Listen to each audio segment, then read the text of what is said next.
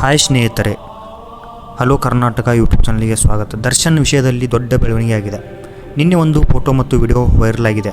ಅದರಲ್ಲಿ coffee cigarette ಸೇದುತ್ತಿರುವ ದೃಶ್ಯ viral ಆಗಿದೆ. ಇದರಿಂದಾಗಿ ದರ್ಶನ್ ಅವರಿಗೆ ಇನ್ನಷ್ಟು ಸಂಕಷ್ಟ ಎದುರಾಗಿದೆ. ಈ ವಿಷಯದ ಬಗ್ಗೆ ಸಿದ್ದರಾಮಯ್ಯವರು ಪ್ರತಿಕ್ರಿಯೆ ನೀಡಿದ್ದಾರೆ. ಇವರು ಏನು ಹೇಳಿದ್ದಾರೆ ಅಂದರೆ, ನಟ ದರ್ಶನ್ ಅವರನ್ನು ಪರಪ್ರಗ್ರಹದಿಂದ ಬೆಳಗಾವಿಯಲ್ಲಿರುವ ಹಿಂಡಲಗ ಜೈಲು ಅಥವಾ ಬಳ್ಳಾರಿ ಜೈಲಿಗೆ ಶಿಫ್ಟ್ ಮಾಡುವ ಕುರಿತು ಚಿಂತನೆ ಮಾಡಲಾಗುತ್ತಿದೆ ಎಂದು ಹೇಳಿದ್ದಾರೆ.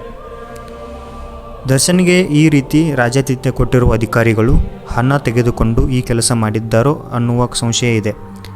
ಇದರ ಬಗ್ಗೆ ತನಿಖೆ ನಡೆಯುತ್ತಿದೆ. ಈಗಾಗಲೇ 7 ಅಧಿಕಾರಿಗಳನ್ನು ಅಮಾನತು ಮಾಡಲಾಗಿದೆ.